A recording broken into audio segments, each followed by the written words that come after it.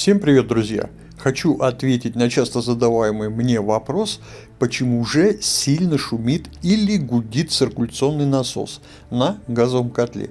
Ответить на этот вопрос можно быстро в течение минуты, но я хочу развернуто и подробно объяснить вам суть данной проблемы для лучшего ее понимания. Поэтому досмотри это видео до конца, и для тебя не будет загадки в причинах посторонних шумов, которые может издавать циркуляционный насос, и как легко вы сможете сами устранить причины их появления. Циркуляционный насос – незаменимая деталь в любой системе отопления, и в частности газового котла. Его основная задача – перекачивать теплоноситель по системе отопления. Современные циркуляционные насосы представляют собой высокотехнологичные модели и делятся на два основных типа – с мокрым и сухим ротором. В основном в настенных котлах применяются насосы с мокрым ротором, который смазывается и охлаждается теплоносителем, то есть водой, которая присутствует в системе отопления. Мокрый ротор отделен от воды специальными уплотнительными кольцами, между которыми и находится тонкая водяная пленка. Такие насосы в основном устанавливают на котлы с небольшим по объему теплоносителем в системах отопления до 250 квадратных метров, и они рассчитаны на определенные нагрузки.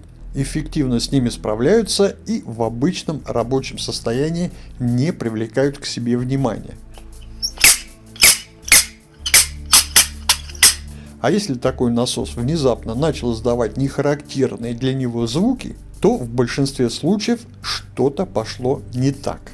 И самой распространенной причиной, вызывающей посторонний шум в работе насоса, это попавший воздух по той или иной причине в насос. Если при включении насос издает сильный шум, это следствие того, что в замкнутом отопительном контуре присутствует воздух. Необходимо выпустить воздух из контура верхней части системы отопления, где должны быть установлены воздухоотводчики, а на радиаторах отопления установлены краны Маевского, с помощью которых удаляется воздушная пробка. А как быть в нашем случае, если воздух в самом насосе? На самом деле все очень просто. На задней стенке насоса по центру расположена заглушка с проточным пазом под плоскую отвертку, с помощью которой откручиваем пробку и спускаем скопившийся воздух, предварительно положив тряпочку под насос. Полностью откручивать пробку не нужно. Это я вам показал, как она выглядит. На пробке имеется уплотнительная резинка, так что сильно затягивать нет необходимости. Вот и все.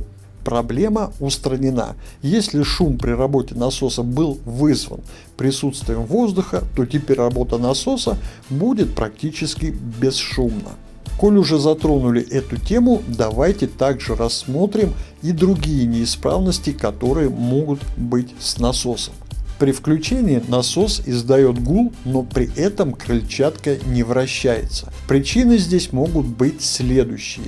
Первое. Попал посторонний предмет в зону работы крыльчатки насоса, что вызвало ее заклинивание. Это может быть, например, крупный мусор. Нужно снять насос и все прочистить. Как снять насос, у меня на канале есть подробное видео. Смотрите. Второе. Окислился вал ротора вследствие длительного простоя агрегата. Также устраняется простой чисткой, при которой можно применять обычную лимонную кислоту. Третье. Вышел из строя пусковой конденсатор. Поэтому насос гудит, но не может запуститься по причине нехватки тока для его запуска. Нужно заменить вышедший из строя конденсатор. Имеет место быть такая неисправность, когда насос запускается, но потом сразу останавливается. Причин может быть две. И первое – наличие накипи между движущимися элементами насоса.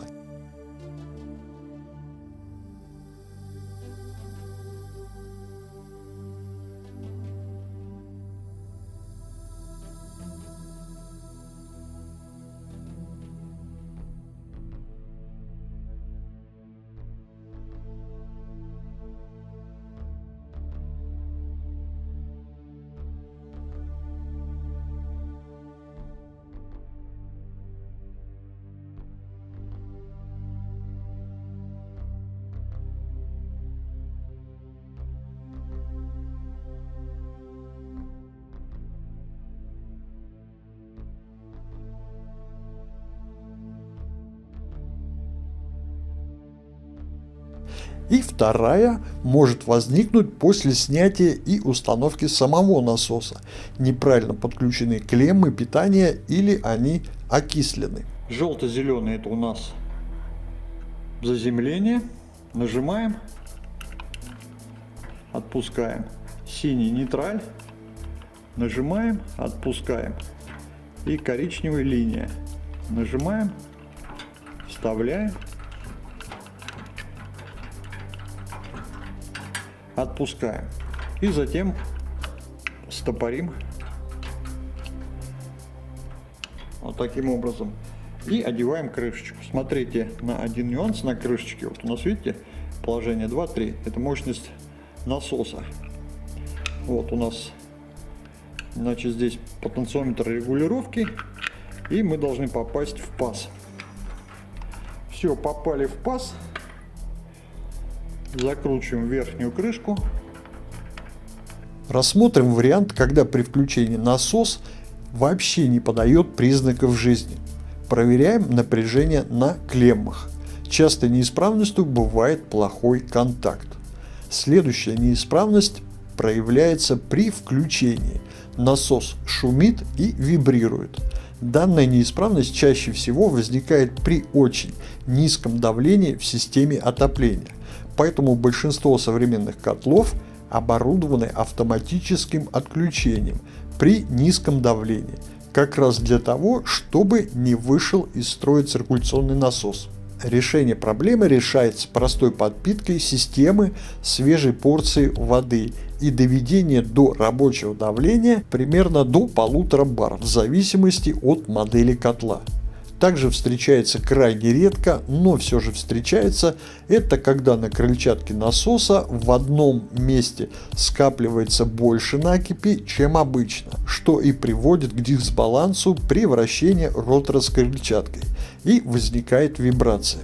Вот в принципе и все возможные неисправности мы с вами сегодня и рассмотрели.